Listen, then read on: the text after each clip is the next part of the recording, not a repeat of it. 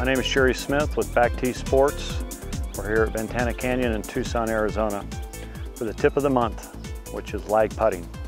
Last time I spoke to you, we talked with some of the techniques and principles with putting. Now we're going to apply that with lag putting, which with lag putting we're talking about putts that are probably outside of 15 to 20 feet, anywhere from that to however big the greens might be. Lag putting, we're looking at trying to get the ball very close to the hole so that we can make our second one and therefore avoid the dreaded three putt. So what we have to do is think more about our surroundings. You know, obviously we talked about the mechanics and the principles, but here we're talking about more of kind of what's going on. So what you want to do is take in the green, obviously the slope and the contour and so forth. And what you'll see with good players is that when they approach a green, when they're walking up to that surface, they're already looking around, internalizing a lot of what's going on.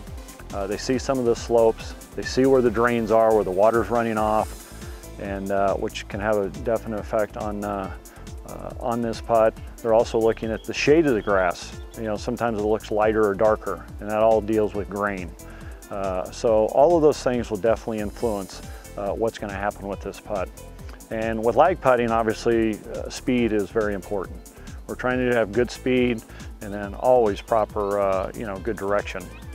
And so once we do all those things, it's good to go out on the putting green and practice a lot of this type of thing that's going on. Look at the greens and try to read them yourself and spend a little bit of time out there, definitely before a round, in addressing the speed of the greens, because they're always going to change.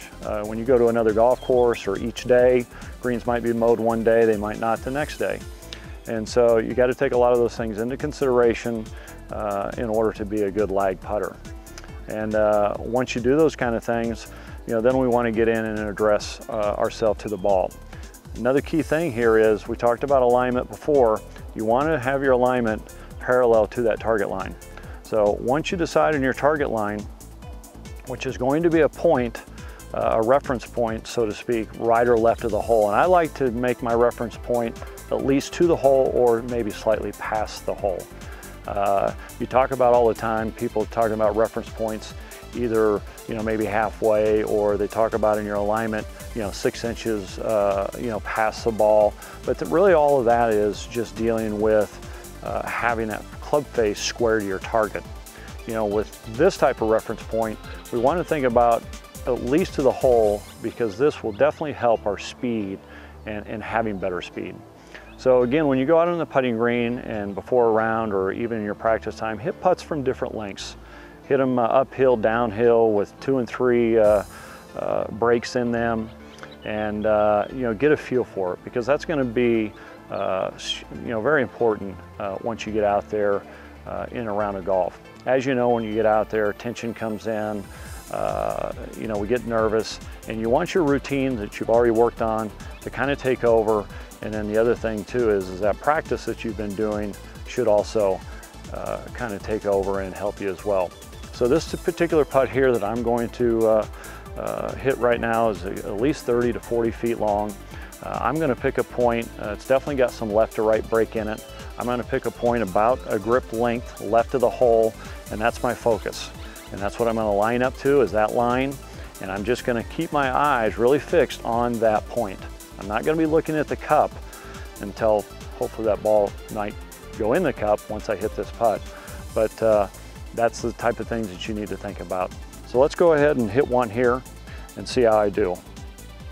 Again, once I get in here, address the ball, go through my routine. With me, I like to look once, maybe twice. My head comes back. I want that stroke to happen. Oh, that's perfect. I hope that these few tips will help you, help lower your scores, avoid those 3 putts, and again, have fun out there with your buddies.